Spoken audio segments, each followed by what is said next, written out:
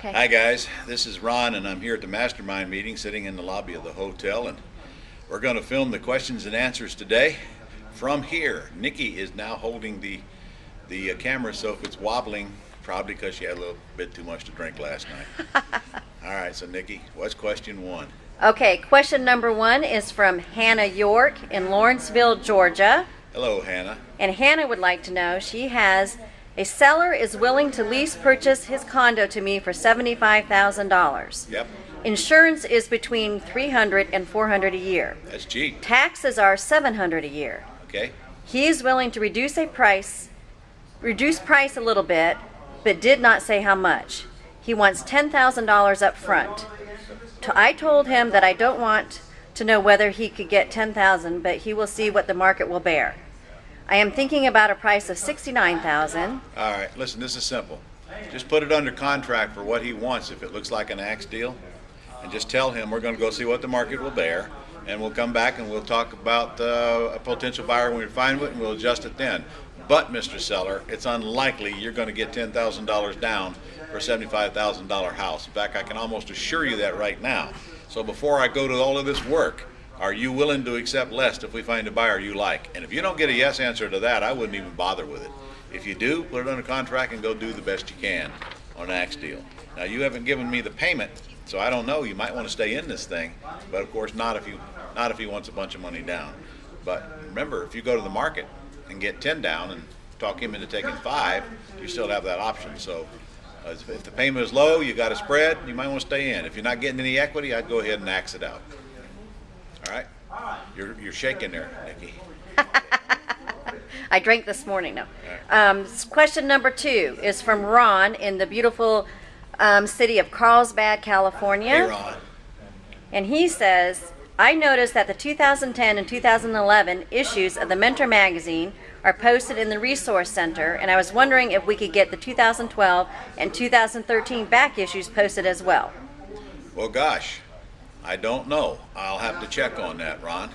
So we will do that, and Nikki, who's holding the camera, will make sure that we get you an email back to that effect and let you know. In fact, we'll let everybody know, won't we, Nikki? Yes, we will. See how fast we delegated that, Ron? That's how it works. All right, question number 3 is from Polly Ann in Minneapolis, Minnesota. Okay.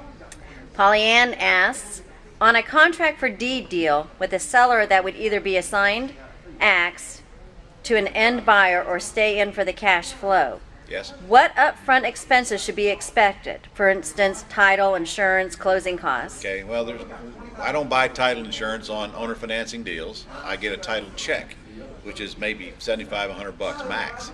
That's it. Closing costs depend on what state you're in, and usually with land contracts, there's not much. But again, that depends on what states you're in, because a contract is a sale legally, and therefore it could trigger transfer tax. So again, what state? As Minnesota, I don't remember it being very much at all. So I don't think you need to worry about it. What you got to do, go ask a closing attorney or a title company or any good realtor what the closing costs are in your state.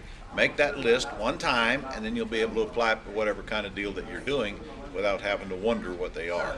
For example, let's say in Florida, it's $7 per thousand for dock stamps or transfer tax. So if I'm buying a house that's $100,000, I know I got $700 right there.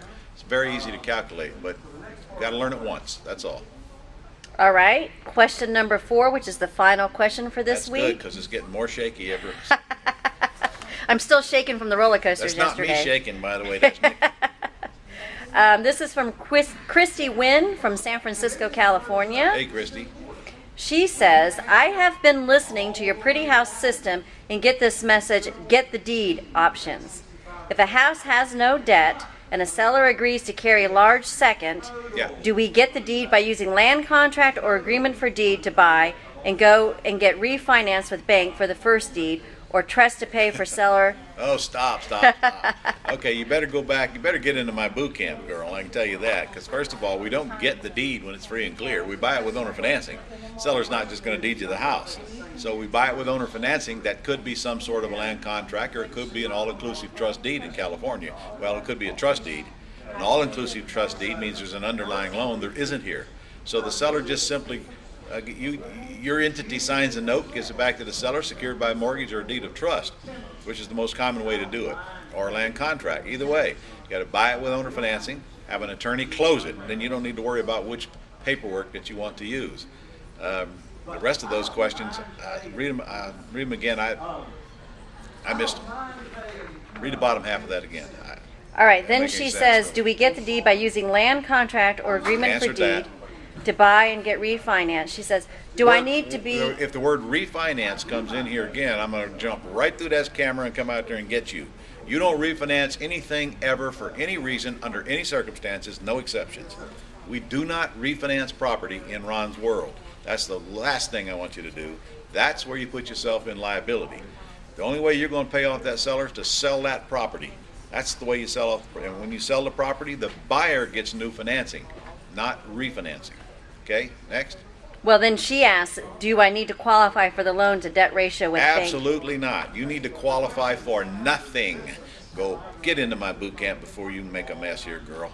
Come see me. Let's teach you how to do business without using your money or credit, and then you'll never ask yourself that question again, ever. Nobody should ever pull your credit report in the world of real estate. If they do, you're doing it wrong. All right? Is that the right? That's the final question from location here at Gatlinburg. Guys, I want you to make sure that you put down our December dates. What are they, Nikki, for seller financing? December You don't even remember. 12th through the 14th. 12, 13, and 14. Those dates down, because you're going to want to come to Jacksonville for our special event. We're going to get that information out to you pretty darn quickly, and you should be there, because the laws are changing nationwide. The laws are changing with seller financing, and you got to get updated. Plus, I got so much to teach you with seller financing and free and clear houses and mortgaged houses and the whole works. You'll never hear this information anywhere else. I'm going to open a whole new world for you in December here in Jacksonville. So I'll see you then. Look forward to our letter on the subject. See you next week.